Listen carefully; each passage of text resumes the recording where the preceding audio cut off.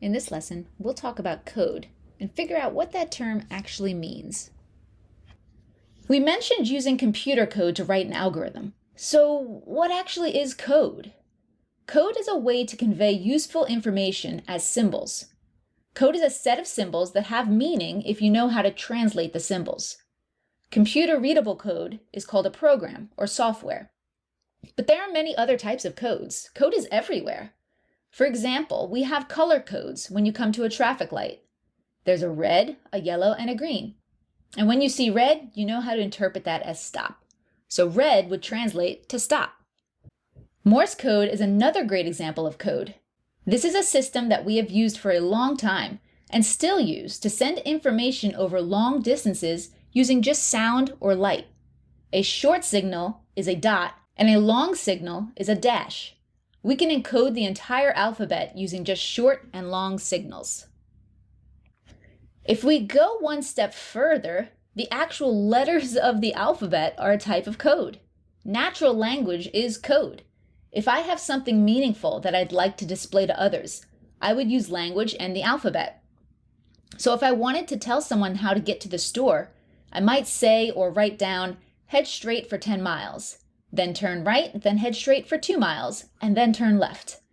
Everything that was just said or written is encoded as English. And you, as the listener, would need to understand this English if you're going to be able to pull the meaning out of that sentence. Now, when we go to give a computer instructions, we can't use natural language. We have to use a computer language, also known as a programming language. Our directions in computer code might look something like this. The main idea here is that computers can't understand natural language like English, Spanish, French, so forth. So if we want to give instructions to a computer, we need to provide instructions in a programming language. In this course, we'll learn how to program algorithms in Roblox. Roblox is a global platform with an online community of millions of people who imagine, create, and share experiences with each other.